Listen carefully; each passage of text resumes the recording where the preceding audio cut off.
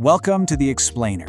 Today we're unpacking a really fascinating source that claims to reveal the emotional resilience secrets of some of history's most powerful figures. We are essentially opening up a psychological toolkit drawn directly from people who faced absolutely monumental pressures. We're going to explore what actually separates the people who are easily shaken from those who just seem completely unbreakable. I want you to start by asking yourself a really honest question. Are you controlled by other people's reactions? Our source points out a pretty tough truth about modern life. I mean, think about it for a second. How much of your daily mood is dictated by trivial digital validation? We're talking about a message left on read on WhatsApp, not getting enough likes on Instagram, or maybe just a passing sarcastic comment from a coworker. It is incredibly common to let these tiny things completely derail our entire day, right? The source highlights this right up front to challenge us, basically asking us to reflect on why we give away our emotional control so easily.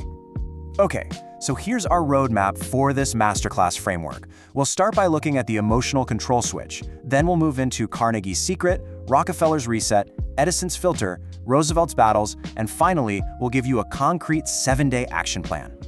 Let's dive right into our first concept, the emotional control switch and how to escape the reaction trap. So our source suggests that highly successful people possess this sort of mental switch that lets them escape knee-jerk reactions.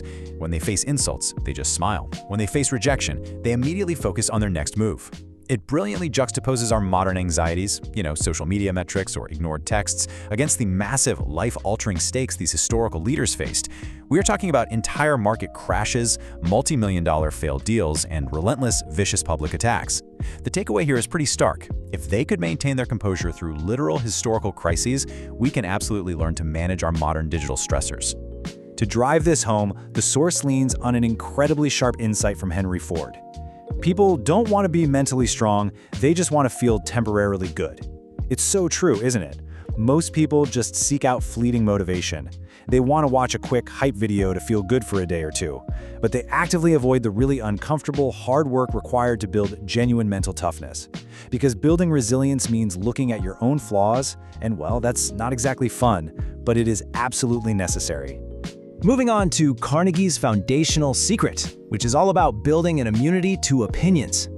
The source frames this whole lesson around a young Napoleon Hill testing these philosophies during a massive personal crisis. Picture this timeline. In 1929, the Great Depression hits, and he literally loses everything. His home, his savings, his business, all gone. He was actually mocked for being a quote-unquote success philosopher who had no wealth, and he almost threw in the towel. But instead, he decided to actually live the philosophies he was preaching. By 1932, he had completely rebuilt his life. Even later, in 1937, his manuscript for Think and Grow Rich faced endless rejections from publishers who swore it wouldn't sell. But he pushed through, all thanks to a piece of advice from the industrialist Andrew Carnegie. He pushed through by relying on this exact powerful idea. The day you understand that someone else's opinion cannot change your reality, you become immortal. According to the source, internalizing this specific concept is the absolute bedrock of becoming emotionally unbreakable. When publishers told Hill his book was worthless, well, that was just their opinion. It didn't actually change his reality or the inherent value of his work. Let's shift gears to our next historical case study. This is Rockefeller's 5-second reset for processing bad news. Now we're getting into some incredibly practical real-world tactics. The source shares this honestly remarkable anecdote about John D. Rockefeller. Put yourself in his shoes for a second. Someone rushes into your office in a panic to tell you a massive deal just collapsed and you have literally lost millions of dollars. What do? Most of us would scream, throw a coffee mug, or at least visibly panic. But according to the account, Rockefeller simply closed his eyes for 5 seconds, opened them, smiled, and calmly asked, "Okay, what's next?" No yelling, no anger dictating his actions, just a calculated pause. And this brilliantly illustrates the exact 4-step framework the source outlines for us. First, feel it. Notice he didn't suppress the emotion. He gave himself 5 seconds to actually feel that intense frustration. Second, accept the reality of the loss. It happened. Third, release the emotion. Let it pass. And finally, move on, focusing entirely on the solution rather than the problem. The source emphasizes treating our emotions like passing waves. If you try to rigidly hold on to a wave, it'll just drag you under. But if you let it wash over you, you regain your footing and you can focus on your next step. Next up is Edison's selective mental filter, a masterclass in guarding your attention. Here we look at Thomas Edison's strategy for maintaining relentless focus, even when surrounded by constant criticism and unsolicited advice. The source describes this simple yet incredibly profound sign that hung right there in his laboratory. It simply read, "Not everything deserves your attention." Think about it. Edison was receiving hundreds of messages a day, critics calling his experiments a waste of time, strangers trying to tell him how to do his job. This sign was his ultimate defense mechanism. If he stopped to reply to every single critic, he literally never would have invented a thing. Now, what's really interesting here is how extreme Edison's filter actually was. The source claims that out of the hundreds of daily messages and all the people trying to get his ear, he kept a notebook with exactly 5 names in it. Out of millions of people in the world, these were the only 5 individuals whose opinions he actually valued and listened to. So how did someone actually make it onto that ultra-exclusive list? The criteria were insanely strict. To get Edison's ear, you had to be a field expert, you had to be highly successful yourself, you had to possess genuinely good intentions, be ahead of him in life in some capacity, and most importantly, offer actionable advice, not just empty criticism. The core takeaway this source gives us here is about the total futility of trying to convince people who do not share your vision. You simply don't owe everyone a justification for your life or your work. Let's look at our final historical mentor, Roosevelt's battle strategy for selective engagement.